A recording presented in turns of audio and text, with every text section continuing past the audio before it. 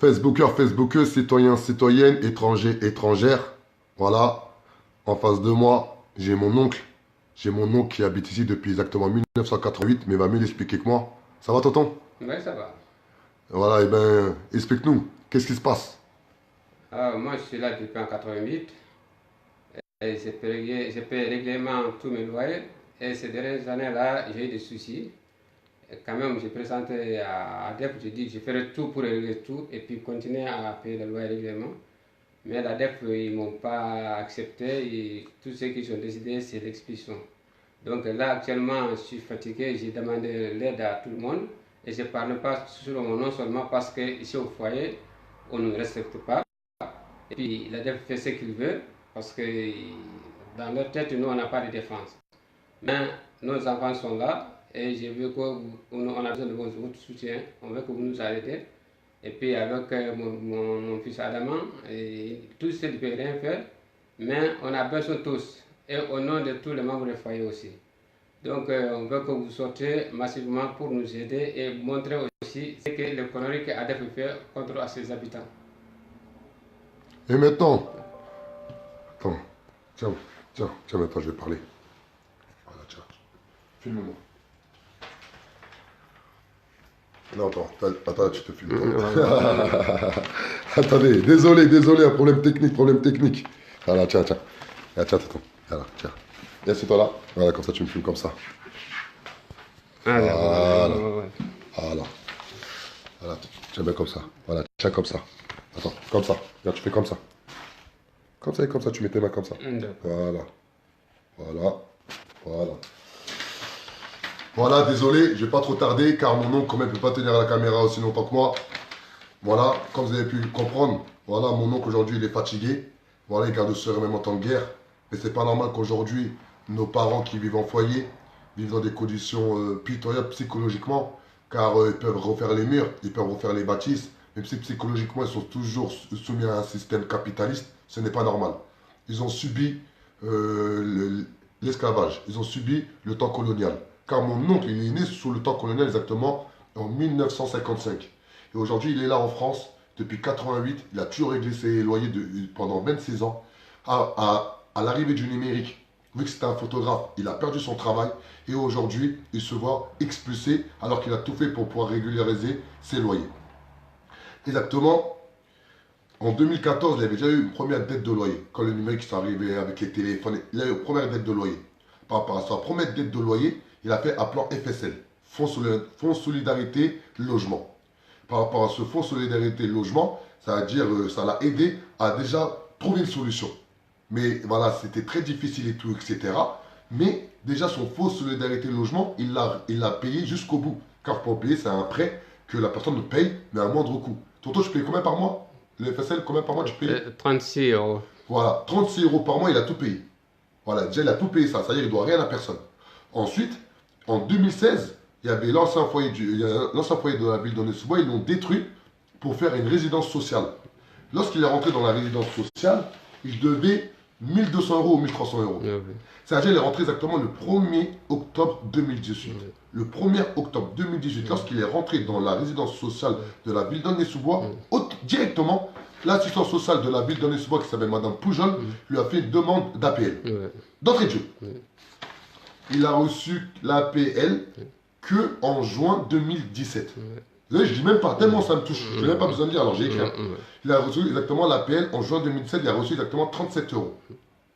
Lorsqu'il a reçu 37 euros, il avait du mal à payer tout, etc. Il s'est démené pour trouver une solution. Exactement en février 2018, il a commencé à avoir l'APL de 200 euros. Et lui, il continue quand même à payer 400 euros. Donc ça veut dire, écoutez bien ce que je vais vous dire, de mars 2018 à octobre 2018, mon oncle a donné exactement à l'ADEF 2350 euros, virgule 40.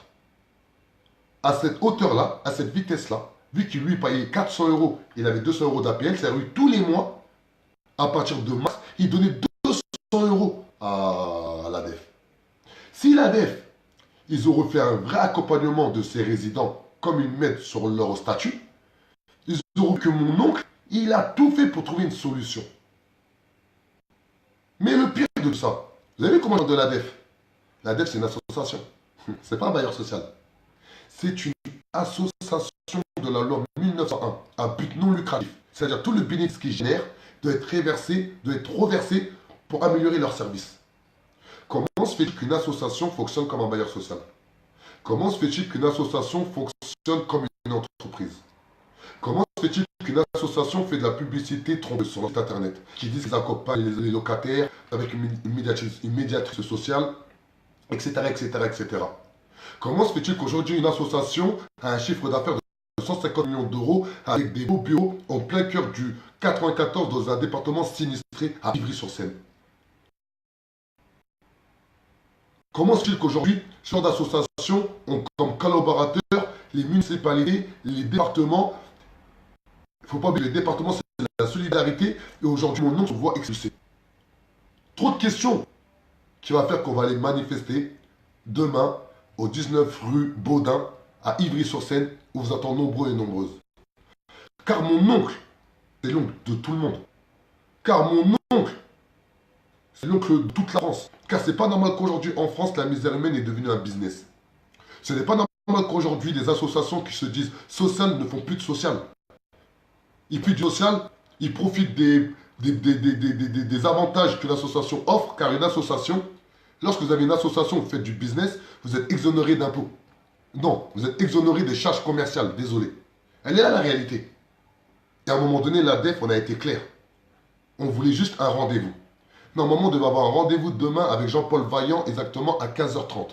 Ce matin, Jean-Paul Vaillant, le directeur général de cette association à but non lucratif, s'est permis de annuler le rendez-vous. C'est incroyable. C'est incroyable. Et ces personnes-là se disent dans le social. Ces personnes-là se disent trouver une solution. Ils me parlent du jugement. Lui, il me parle du jugement. Attendez 2 secondes. Attends, 2 secondes. Vous avez vu là, il y a le jugement. Attends, je vais bien faire montrer. Là, il y a le jugement. Regardez. Là, exactement. Regardez. Vous pouvez où mon doigt? Voilà. Regardez. Je sais pas si on voit bien. Voilà. Macan Traoré a comparu en indiquant et sollicité une aide financière. Il propose de régler 80 € par mois en sus de la redevance d'occupation. Vous vous rendez compte? C'est-à-dire exactement comme mon oncle, il passe en jugement, il leur dit. Il passe en jugement sans avocat, et il leur dit, oh, je vais tout faire pour payer. Genre, je paierai toujours mes 400 € par mois, puis je suis prêt à donner 80 € en plus, ça fait 500 € par mois en foyer. Hein. Dans un studio plus balourd que ça, regardez, les murs sont blancs. Il n'y a rien de spécial. Donc c'est-à-dire qu'il est prêt à payer son loyer de 405 €, il est prêt à donner 80 € par mois, et il leur dit qu'il a trouvé une solution pour trouver de l'argent.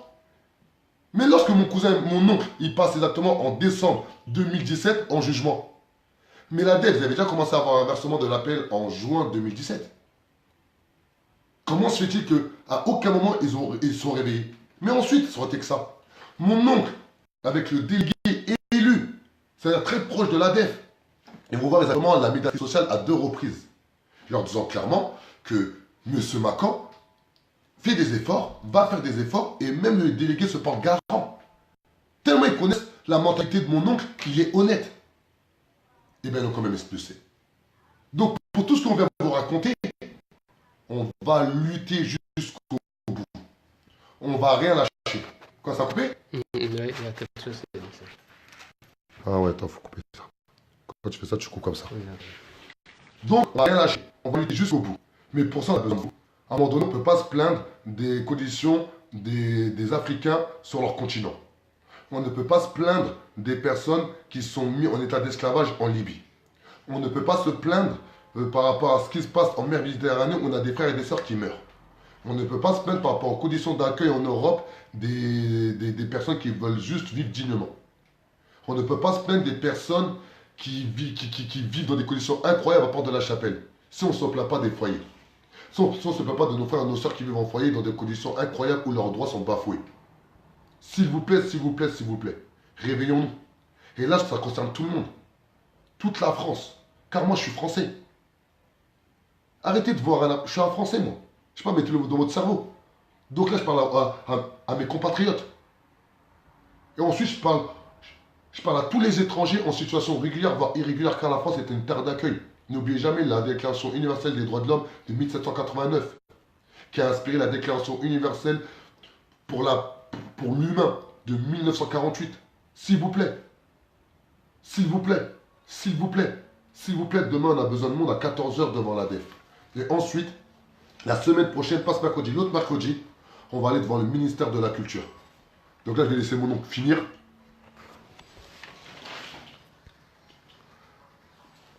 Tonton. Attends, après tu vas rappeler après. Voilà, vous avez vu? Attends, même tonton, c'est toi ici, comme ça on te voit mieux, parce que là on voit trop noir là. Voilà, vous avez bien entendu ce que mon neveu vient me dire, c'est ça, l'affaire ça s'est passé exactement comme ça. Donc on a besoin du soutien de tout le monde. Et puis l'affaire, ce n'est pas pour nous, je ne me bats pas pour moi tout seul. Je me bats pour tous les résidents des foyers. Ce n'est pas ces foyers seulement, ce n'est pas foyer d'Orléans seulement, c'est toutes les foyers de la France. Parce que je sais que nous vivons dans les mêmes conditions tous. Donc j'ai appelé tous les jeunes, tous nos enfants, on compte sur vous, on compte sur bon Dieu, et que Dieu nous aide tous. Que la vérité s'éclate. Au revoir, tonton. Merci. Merci.